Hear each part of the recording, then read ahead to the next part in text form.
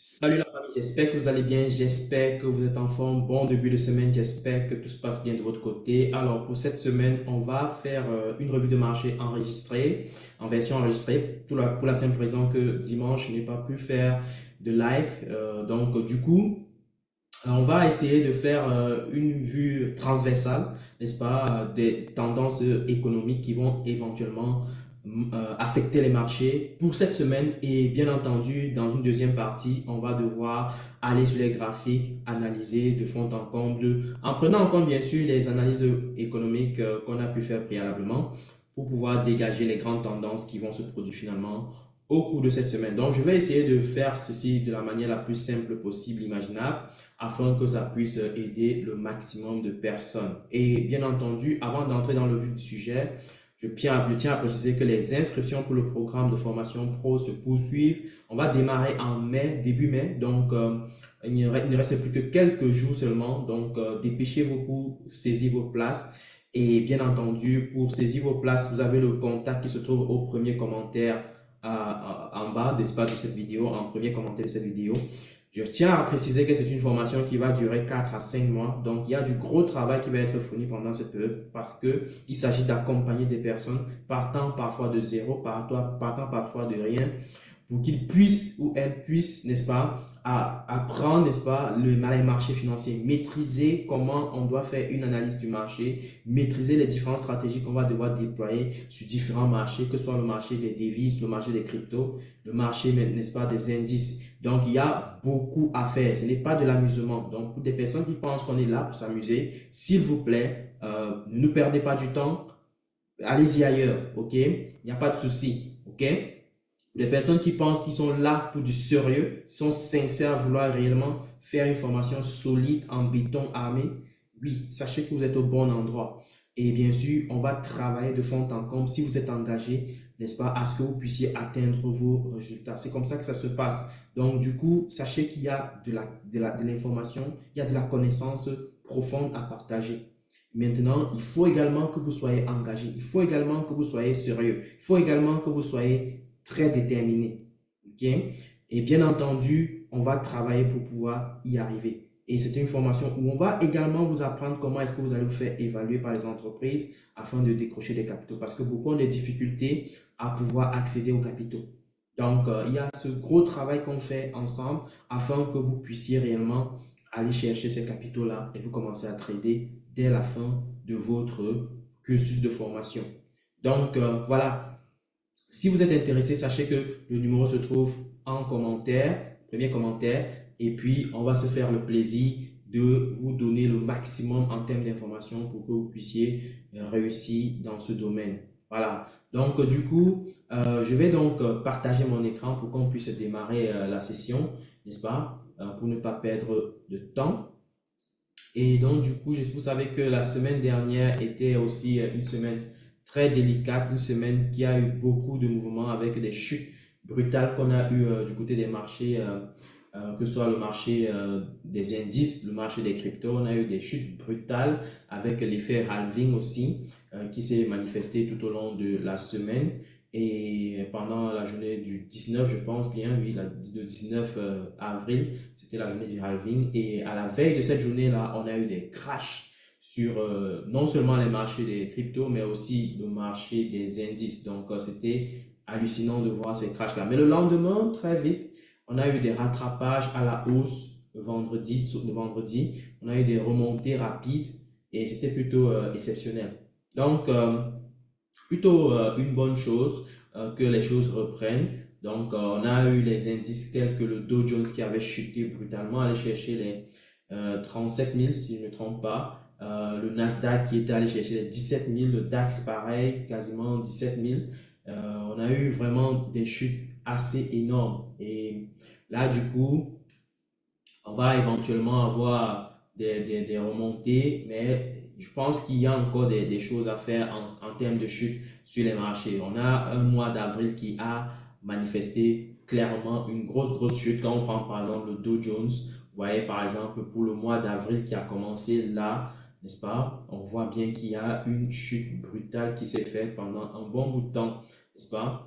Et je pense qu'on peut bien encore continuer avec la chute, hein, c'est pas terminé. On peut réellement continuer avec la chute. Donc, tenez-vous tranquille, ça peut réellement continuer. Donc, faites très attention. Le mois d'avril a été assez intéressant, en tout cas dans ce sens-là. Alors, quand on prend le Nasdaq, n'est-ce pas, on voit bien que la chute persiste. On a une grosse chute qui persiste depuis un bout de temps. On est venu chercher les plus bas qu'on a testé au cours de la veille de la journée du halving. Donc, on est venu tester ça en cette journée-ci même. Et là, on tente de remonter. La question, c'est de savoir si on va remonter de manière substantielle. On va vérifier ça de près, on va suivre ça de près. Il y a en tout cas une potentielle opportunité ici.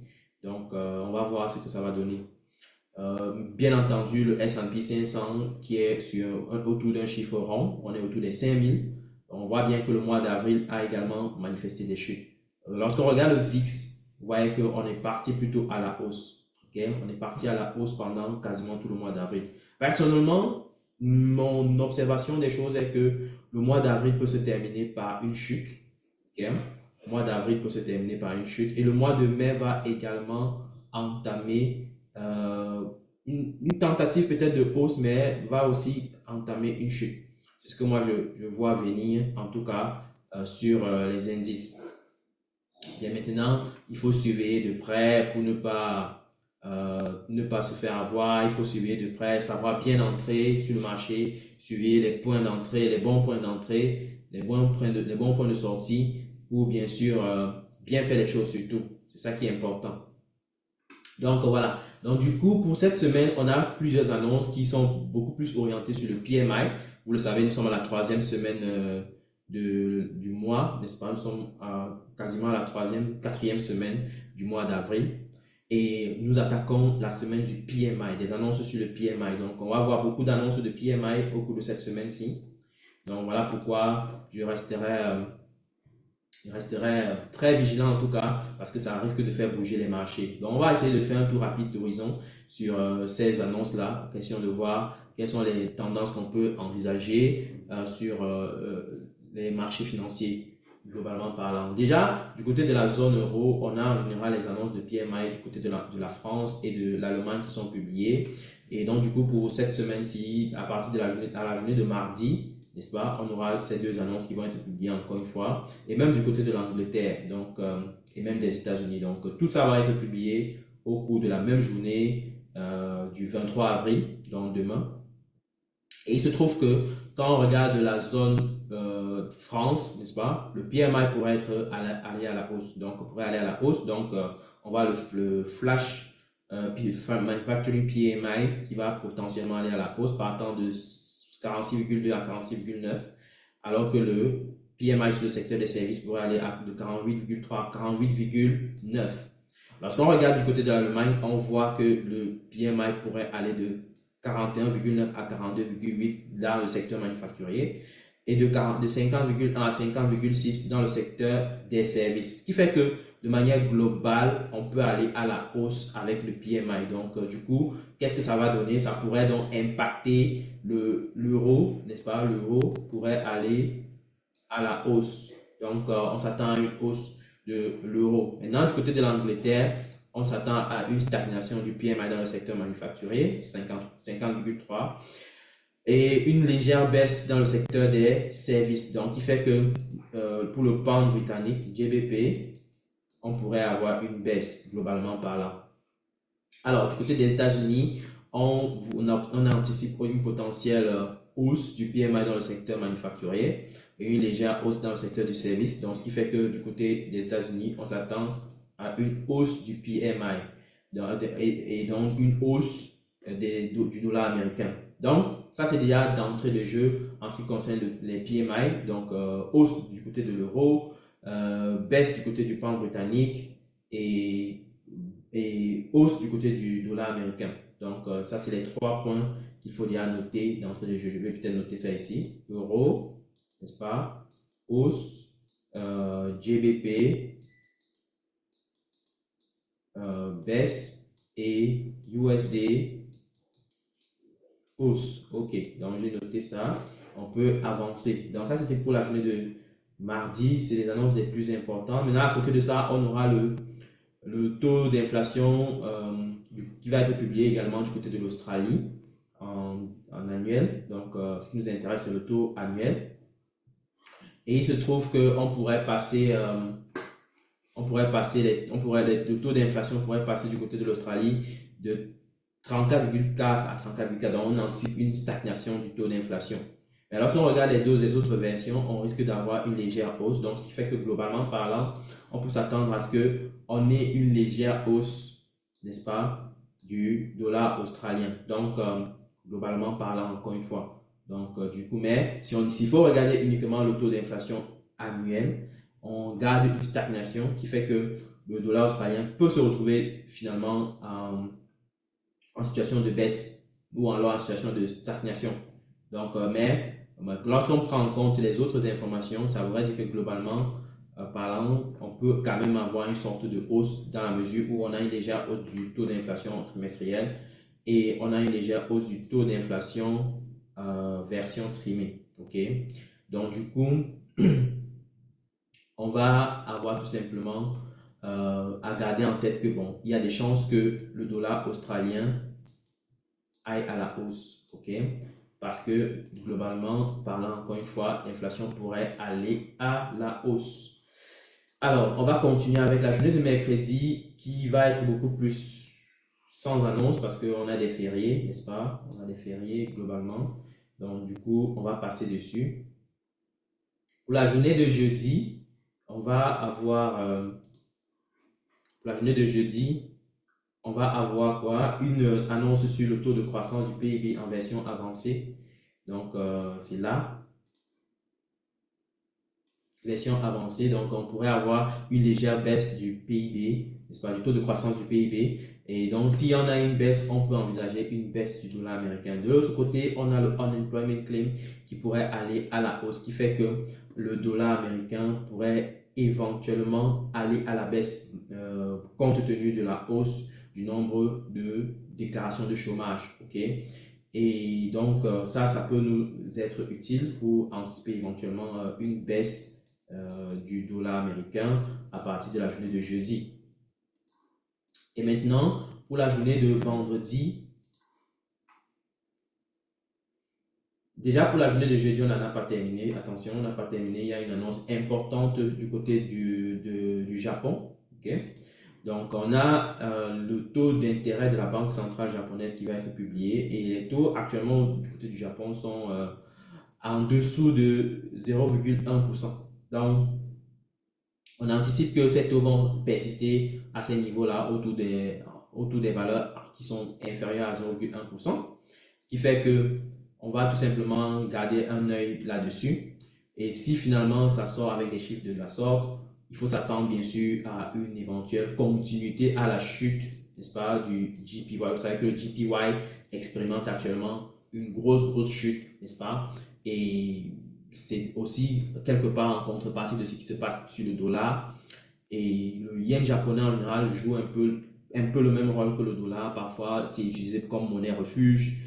Parfois, c'est le dollar, parfois, c'est le franc suisse. Ou alors, certains vont préférer le bitcoin ou l'or. Donc, actuellement, on a le dollar qui est en train d'aller à la hausse brutalement.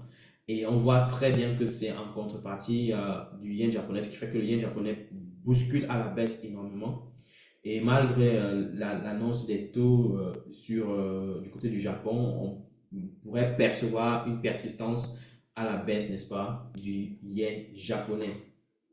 Et donc, du coup, pour les autres annonces, on a également le Core PCE Price Index, qui est le taux d'inflation calculé par la Fed. Et donc, du coup, on s'attend à une stagnation de ce côté-là. Et de l'autre côté, on a le Consumer Sentiment qui va être également publié vendredi. Donc, les deux annonces aussi. Et là, du coup, on s'attend à une baisse. Donc, si on a une baisse, globalement parlant, on pourrait avoir une baisse du dollar américain pour ce jour-là. Donc, pour résumer, on s'attend à ce que le dollar américain expérimente une hausse en première moitié de semaine et une baisse en deuxième moitié de semaine. Donc, on va avoir quelque chose comme qui monte comme ça et puis qui descend. Et bien entendu, pour l'euro, on s'attend à une hausse en début de semaine qui peut éventuellement prolonger sa hausse jusqu'à la fin de semaine, mais on va suivre maintenant d'un point de vue technique pour voir s'il y a des potentiels niveaux où on peut retourner à partir d'un certain moment après qu'on ait eu la hausse. Donc ça, c'est maintenant l'analyse technique qui va nous aider. Et donc d'entrée de jeu quand même, on s'attend à une hausse de l'euro en début de semaine et qui va éventuellement soit continuer, soit retourner si jamais il y a un obstacle important qui l'empêche de continuer. Mais à côté de ça, on a le pound britannique qui va également expérimenter plutôt une baisse avec l'effet du PMI et on va voir s'il va persister avec sa baisse d'un point de vue technique ou pas. Alors que le dollar australien va éventuellement expérimenter une hausse. Donc on va garder ça en tête pour pouvoir bien sûr bien analyser d'un point de vue technique nos indices, nos paires de devises et bien d'autres choses. Donc voilà.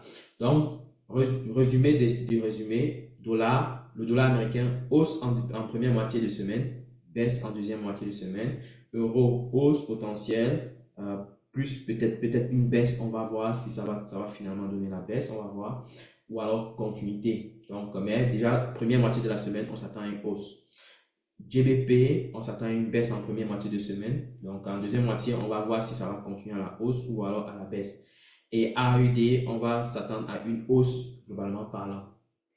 Donc, ça, c'est pour l'analyse fondamentale, plutôt simple. Maintenant, on va aller sur les graphiques pour voir comment est-ce que les choses vont se passer. Déjà, si vous aimez la vidéo, bien sûr, prenez le soin de liker, prenez le soin de partager, prenez le soin de nous dire en commentaire depuis où est-ce que vous regardez la vidéo. Ça nous fait grand plaisir. Donc, allez-y, partagez au maximum dans les groupes Facebook, Telegram, WhatsApp, comme vous voulez, au maximum possible. Voilà, donc là on est sur les graphiques maintenant et on va essayer de voir qu'est-ce qui se passe concrètement et comment est-ce qu'on peut prendre les choses de ce côté. Donc on va essayer d'analyser de fond en comble afin de pouvoir bien intégrer tout ce qui est analyse fondamentale et bien entendu bien analyser nos marchés de manière globale. Donc déjà, d'entrée de jeu, lorsqu'on regarde les indices, on a dit tantôt que le PMI pourrait aller à la hausse du côté des États-Unis, ce qui fait qu'on pourrait avoir une hausse des indices en début de semaine, en première moitié de semaine. Donc, il y a des chances que les indices aillent à la hausse, en tout cas les indices américains.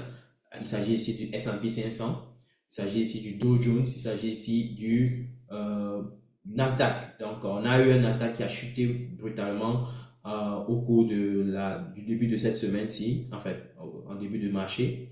Mais on voit bien qu'il y a des tentatives, on est sur des niveaux clés, on a des tentatives de remonter des rejets, n'est-ce pas? Vous pouvez voir qu'on a des gros rejets qui se manifestent quelque part ici. Alors, la question, c'est de savoir si ces rejets vont persister, tel qu'on est en train de voir avec les annonces sur le PMI. Donc, on reste quand même très vigilant, en tout cas, sur ce point parce que on a quand même des chances que des gros rejets se fassent. Sinon, je pense qu'on va peut-être d'abord retester un peu dans cette zone-ci. On va peut-être tester encore ici. Donc, on va peut-être tester ici avant de voir une poursuite à la baisse. Donc moi, j'ai dit tantôt que d'un point de vue technique, tel que je vois les indices, on pourrait encore expérimenter une poursuite à la chute. C'est vrai qu'on est sur des bons niveaux clés qui peuvent faire que le prix bondit brutalement, mais le mois d'avril, le mois de mai s'annonce parfois comme des mois d'hésitation, des mois de vente, des mois de clôture de position trimestrielle. Donc, il faut être extrêmement vigilant. Donc, mais cela n'empêche pas le fait qu'on peut avoir des hausses qui sont liées à des annonces sur le court terme. Donc, elle dit sur le court terme, on peut avoir une hausse sur 1 ou 2 jours, mais après, les chutes qui viennent après sont beaucoup plus brutales que les hausses qu'on a par la suite. Donc, malgré le fait que vous faites des achats ici, à mon avis, il faut être extrêmement prudent sur les objectifs à atteindre. Donc, si ton objectif est trop ambitieux, ça risque de te coûter cher. Si ton objectif est plutôt correct, je pense que ça devrait être correct aussi. Donc, ne pas avoir des objectifs fous sur le marché parce qu'on voit bien on voit bien les grosses chutes là. Ça donne envie de dire, bon, ok, l'indice peut monter brutalement. Mais finalement, l'indice ne monte pas aussi facilement tel qu'on le pense. Donc, voilà pourquoi il dit vigilance est recommandée. N'est-ce pas? La vigilance est recommandée. Donc, mais encore une fois, je dis, pour cette semaine, début de semaine, on peut avoir une hausse et qui finalement se termine par une baisse. OK? Voilà. Donc, ça, c'est pour les indices. Dow Jones, Nasdaq et Nasdaq, DAX aussi. Dow Jones, le Nasdaq est en train de prendre plutôt une belle hausse, une belle ascension haussière. Donc, le Nasdaq, le Nasdaq, pardon, est en train de chuter et je pense qu'on est sur un niveau clé également ici. On est sur un gros niveau clé important. On peut potentiellement percer. On va voir ce que ça va donner. Si on perce, là, je pense que le mois de mai risque de poursuivre un peu sa chute pour aller vers les 16 500. OK, 16 400, 16 500 avant de revoir éventuellement des préparations pour des remontées. Donc, ça, c'est ce que je vois venir. Il faut se préparer à toute éventualité de toute façon. OK? Mais sinon, on peut rapidement avoir des remontées aussi ici avant d'avoir une chute qui se manifeste. Donc, du coup, pour la journée de demain, je vois d'abord une hausse. N'est-ce pas? Je vois d'abord une hausse qui peut d'abord venir se terminer là avec les annonces du PMI. Et après, maintenant, une baisse qui peut suivre. OK? Parce que d'un point de vue global, on voit que la pression est baissière. La pression actuellement est baissière et on va bien voir comment est-ce que les choses vont se manifester. OK? Voilà. Voilà pourquoi je garde la vigilance dans ce sens-là. Donc, tendance plutôt haussière pour demain, mais après ces journées-là, on risque d'avoir des baisses en deuxième moitié de semaine sur les indices. Donc, soyez prudents. Alors, maintenant sur le VIX, on voit que le VIX est en train de chuter, n'est-ce pas? Le VIX qui mesure la volatilité sur le marché de manière globale, donc, ou alors la peur. Et si le VIX va à la hausse, alors les indices vont aller à la baisse. Si le VIX va à la baisse, alors les indices vont aller à la hausse. Actuellement, on voit le VIX qui a expérimenté une grosse hausse pendant tout le mois d'avril quasiment. Et là, on est en train de faire une sorte de correction. Donc, je pense que c'est une correction bien testée ici. Et on a des chances que ça peut remonter pour revenir chercher ce niveau-ci. On voit bien que une fois qu'on est arrivé dans cette zone-ci, on a fait quasiment un range, n'est-ce pas? Et là, du coup, je pense qu'on peut venir tester comme ce niveau-ci. Et on bouscule pour aller chercher beaucoup plus haut. Donc, à suivre de près ce mouvement qui peut encore facilement se manifester sur le marché. Donc, vigilance maximale pour ce niveau-là. OK? Donc, on pourrait expérimenter une grosse chute des indices. Donc, suivez de manière importante ce niveau-là. Donc, si on a une grosse remontée, ça fait que les indices risquent de chuter encore une fois. Donc, ça voudrait dire que ça vient renforcer en fait notre hypothèse que les indices peuvent réellement chuter malgré le fait que on anticipe une légère hausse pour la journée de demain. OK? Donc, voilà pourquoi il faut être vigilant. Alors, pour ce qui est du dollar, on a dit tantôt que le dollar pourrait expérimenter une hausse en début de semaine, suivie d'une baisse. Donc, moi, je vois que on peut éventuellement remonter, venir chercher ce niveau-ci. On a tenté de remonter là pour la journée de lundi. On pourrait continuer dès demain mardi jusqu'à peut-être mercredi et à partir de jeudi, on va éventuellement retourner à la baisse. Donc, ça c'est pour le dollar américain. Ici, le dollar américain va à la hausse, puis baisse. Ça veut dire que le yen japonais, à mon avis, pourrait expérimenter l'effet inverse. Donc, on pourrait expérimenter une poursuite de la baisse. Donc, on voyait que depuis les semaines précédentes, on anticipe une baisse des indices, enfin, pardon, du yen japonais, je veux dire. Et je pense qu'on va poursuivre la baisse avec le yen japonais. Ça se peut que avec Ça se peut qu'à partir de la journée de jeudi, on ait une remontée, donc à suivre de près. Donc, on va suivre ça de près. On va avoir peut-être la chute en première moitié comme ça et une remontée à partir de jeudi. C'est à nous de suivre de près. Alors, pour ce qui est du BXY, qui est l'indice qui mesure l'évolution du pound britannique, on pourrait avoir en fait, je vois déjà d'entrée de jeu, on a dit tantôt que le pound britannique pourrait expérimenter une chute, ok, en début de semaine. Donc, ce qui fait que on a bien eu le gap. Donc, ça c'est un effet d'anticipation. On a eu le gap. Donc, je pense qu'on peut avoir d'abord la chute qui se manifeste, ok, encore. Et soit c'est qu'on va continuer, soit c'est qu'on va, à partir de la deuxième moitié de la semaine, remonter légèrement. Donc, mais déjà, d'entrée de jeu, ce qui est traitable, je pense, c'est la chute là, qui est beaucoup plus claire à mon avis. Maintenant, pour ce qui est de l'euro, on anticipe bien sûr une hausse. Ok. Maintenant, il faut savoir jusqu'où est-ce que la hausse peut se manifester. Déjà, tel qu'on voit d'un point de vue technique, si on a une hausse, finalement, on peut venir d'abord frapper ici et avoir des rejets pour retourner à la baisse. Donc, finalement, soit c'est que cette hausse-là peut se manifester pour toute la semaine sur la zone-ci, soit c'est qu'on va monter comme ça pour la première moitié de la semaine. Et après, à partir de la deuxième moitié de la semaine, on chute brutalement. OK?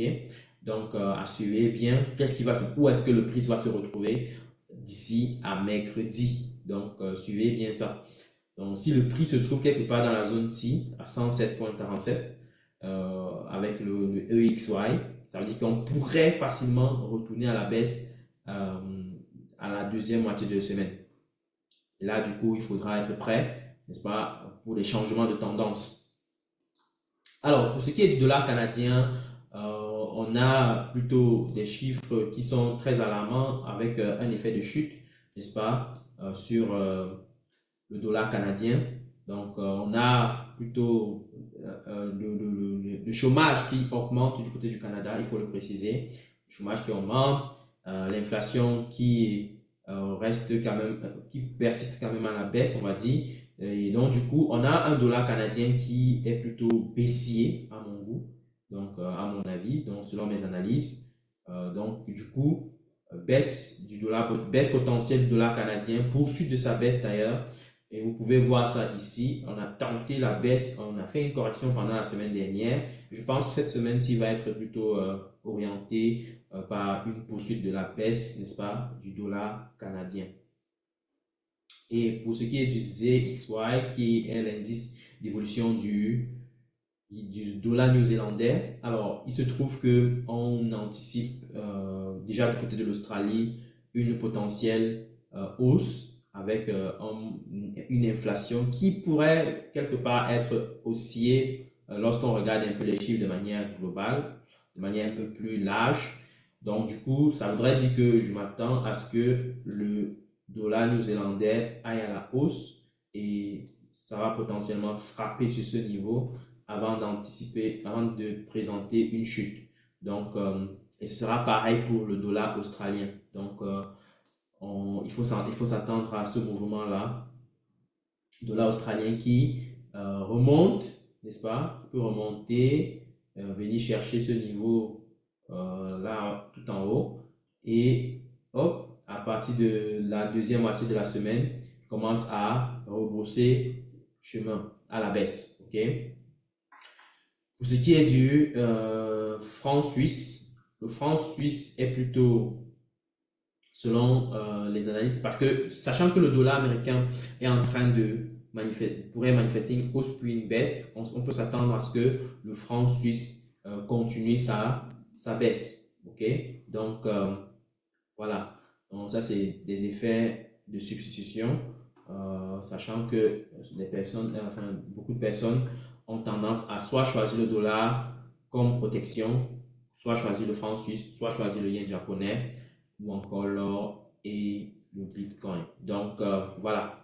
Ça, c'est pour les analyses de monnaie de manière unilatérale. On va essayer de regarder maintenant les paires de devises de manière concrète, puisqu'on vient de finir avec on vient de terminer avec les monnaies de manière unilatérale.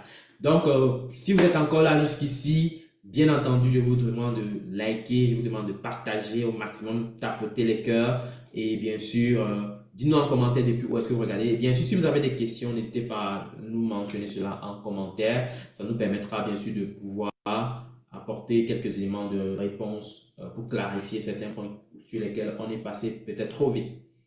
Alors, allons-y avec le GBP USD. Déjà, pour le GBP USD, on anticipe que d'un côté, le pound britannique pourrait aller à la baisse et de l'autre côté, le dollar américain pourrait aller à la hausse.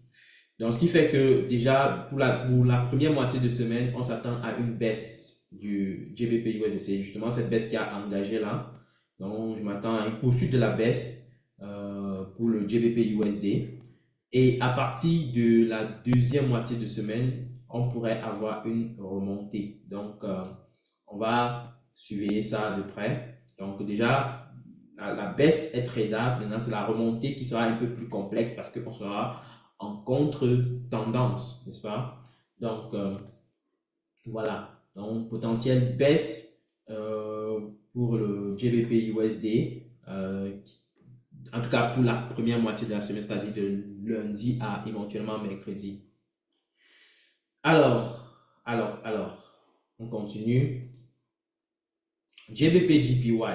GBP JPY, on a le pound britannique qui peut aller à la baisse, puis remonter, alors que le yen japonais peut aller à la baisse aussi, remonter. Ce qui fait que on peut avoir du surplace. Vous voyez comment, je pense que la semaine dernière, on avait anticipé également toujours du surplace avec le GBP JPY. Et justement, on peut voir que on pourrait avoir quelque chose comme ça, qui oscille comme ça là. Donc, quelque chose qui n'est pas très facilement tradable. Donc, pour moi, je resterai un peu à l'écart de cette paire de devises s'il fallait la trader. OK? Alors, USDJPY, déjà d'entrée de jeu, on a pour la première moitié une hausse du dollar, une hausse du dollar et une baisse du yen japonais. Donc, ce qui fait qu'on peut continuer la hausse avec le USDJPY en première moitié de semaine. Et pour la deuxième moitié de la semaine, on pourrait expérimenter un retournement à la baisse. Donc, on va voir ce que ça va donner pour cette paire de devises au fur et à mesure qu'on va analyser. Alors maintenant, pour ce qui est du NZD-USD. Le NZD-USD, par contre, pourrait expérimenter une baisse, n'est-ce pas? Ah, pardon, une hausse. OK?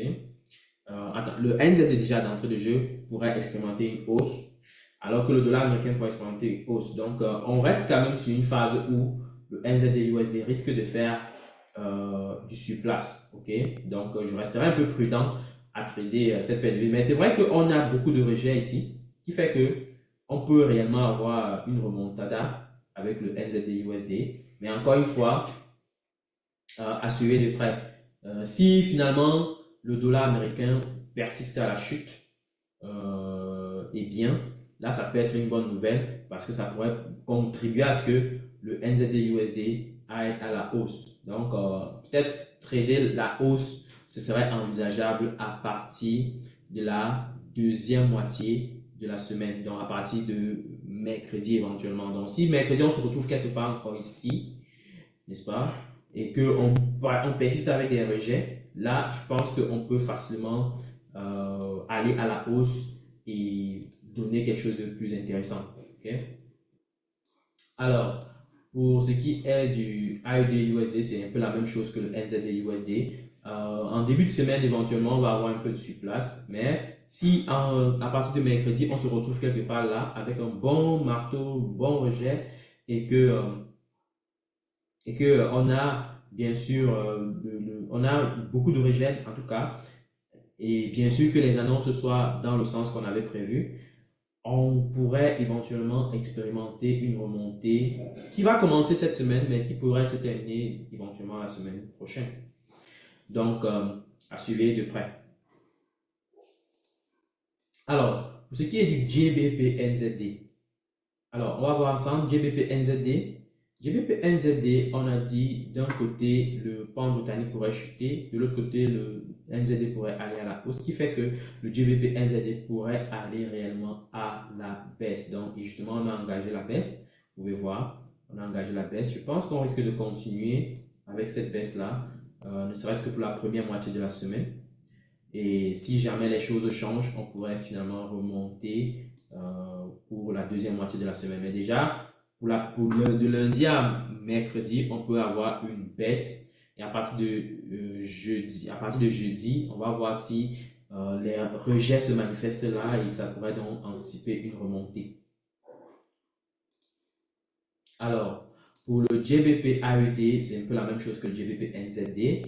Donc, on s'attend à une poursuite à la baisse, n'est-ce pas, du GBP AED. Donc, du coup, la poursuite à la baisse qui pourrait être bloquée quelque part tout en bas là à partir de mercredi, oui, à partir de mercredi.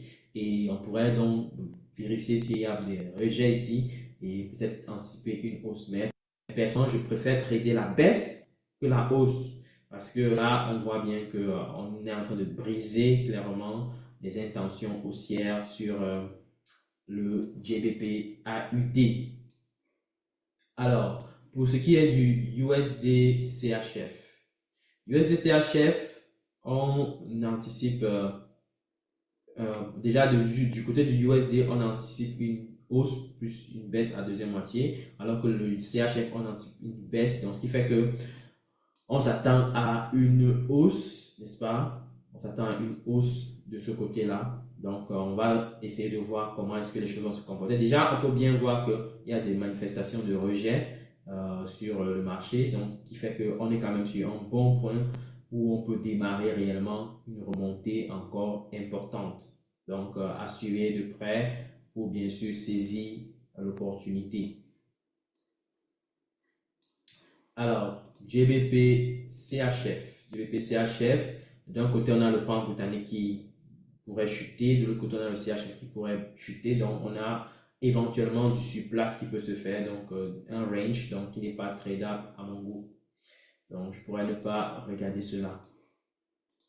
Alors que du côté du euro CAD, on a l'euro qui pourrait aller à la hausse, alors que le CAD pourrait aller à la baisse. Donc, on anticipe une remontée. Éventuellement, remontée qui on peut d'abord venir ici, tester un peu comme on l'a fait là.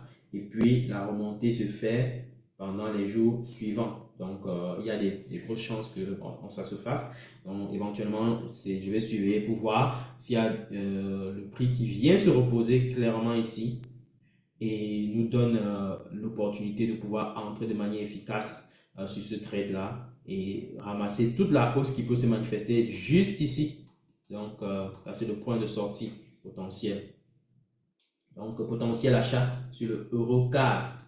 Voilà. Donc, voilà, ça c'est pour les paires de devises. Et pour le gold, on voit le gold qui est en train de chuter brutalement. Donc, pour le gold, on a manifesté une très grosse hausse sur le gold depuis un moment.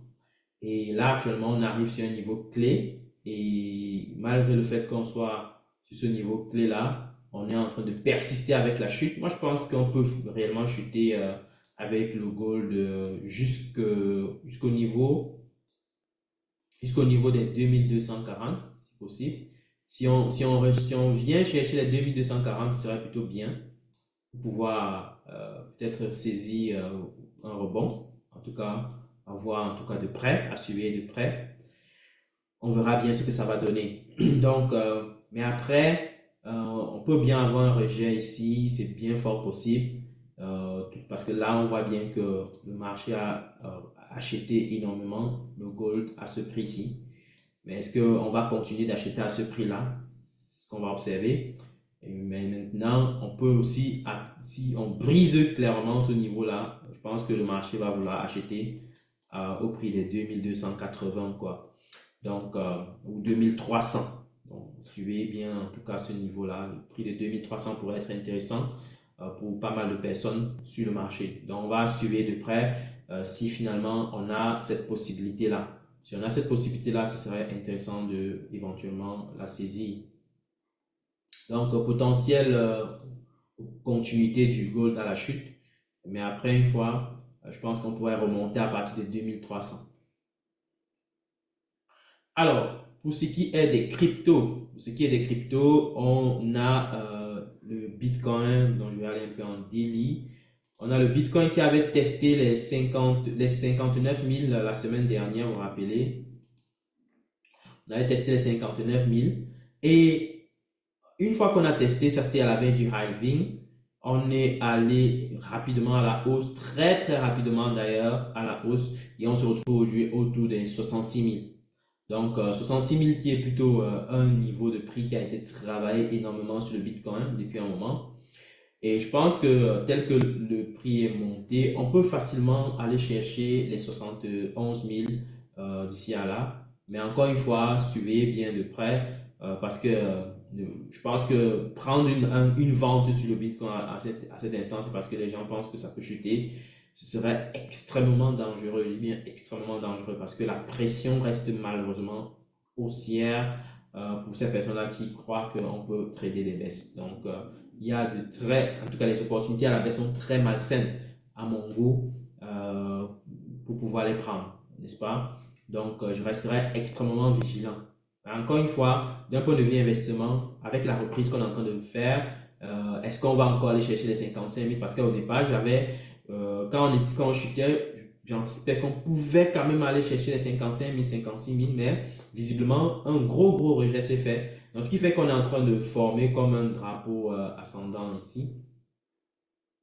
Donc, ça fait que on peut réellement peut-être tourner là et puis à un moment donné, on perce pour aller plus haut. Donc, pour moi, sachant qu'on est ici au-dessus, sachant qu'on est là au-dessus, il y a peu de chances que on retourne pour chercher les 55 000, 56 000. OK? Donc, pour moi, l'opportunité reste purement haussière sur le Bitcoin. OK? Pareil pour Ethereum, qui également est venu tester un niveau clé, niveau des 2800, 2900. OK? Quasiment 3000. On a beaucoup travaillé les 3000 avec Ethereum. Et là, on manifeste des rejets. On a fait comme une accumulation que j'ai présentée ici dans les publications que je fais dans le groupe, dans les groupes WhatsApp. Donc, on a fait comme une accumulation et puis on est en train de préparer une remontada en fait qui va se manifester sous peu. Donc, tel que moi je vois, en tout cas, si on va en temps H4, vous allez voir un peu plus en détail. C'est vrai on se retrouve sur un niveau clé qui peut rejeter brutalement et qui peut faire que finalement on rechute, n'est-ce pas? Mais là, on est dans une zone d'accumulation. OK? Donc, il y a beaucoup d'échanges qui sont en train d'être faits ici. Les prix sont, on va dire, dans une zone on va appeler ça quoi? Une zone d'équilibre partiel. Donc, ce qui fait que on peut avoir le prix qui perce et puis remonte rapidement pour chercher les 4000.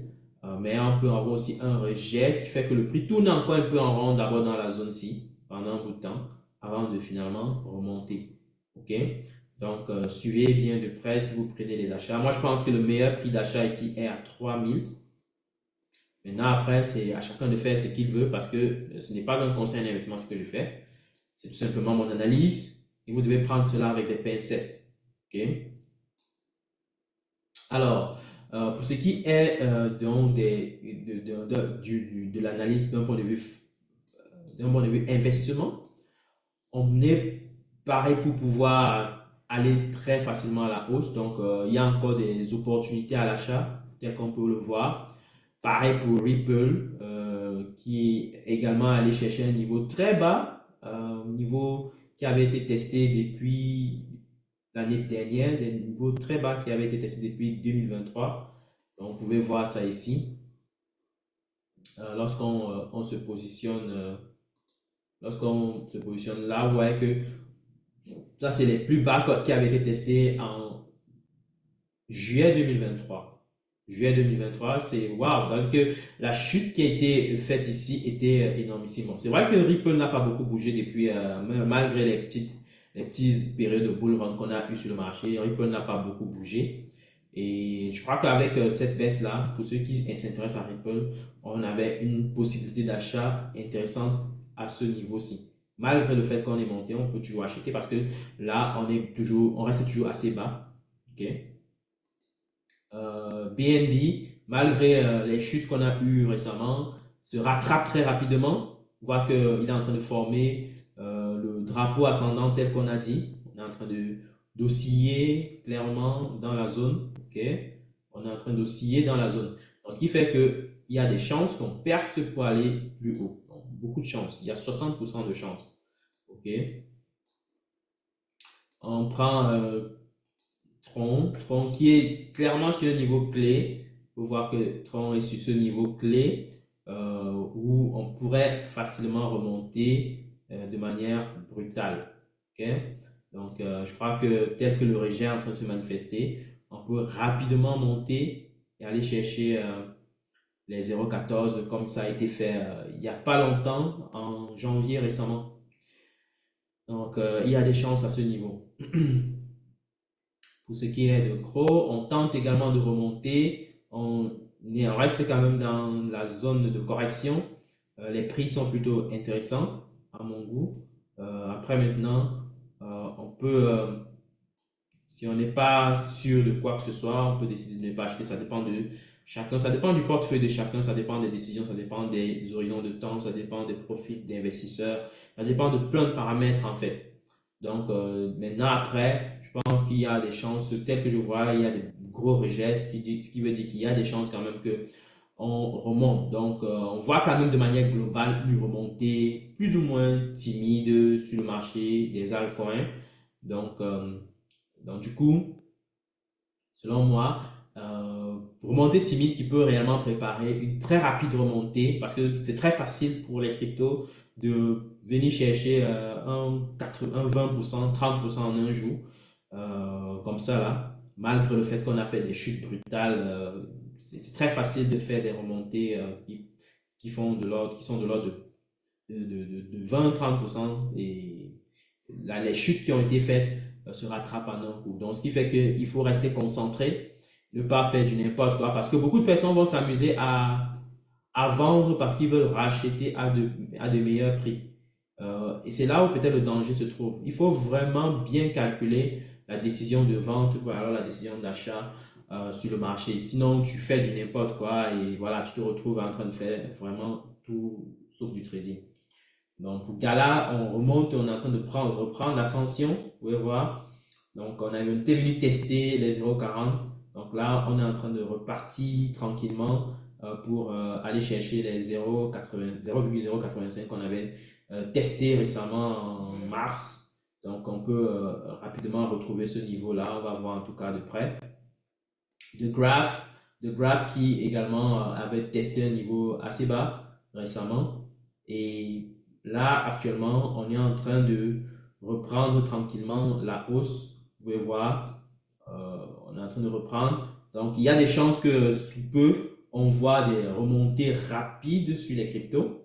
Donc, qui font que les chutes qu'on a eues récemment avec les périodes du halving se fassent rattraper rapidement, je dis bien très rapidement, tel que moi je vois les configurations de manière globale. Donc là, les hausses sont timides, mais attention, ça peut aller très très vite sous peu. Ok, donc voilà.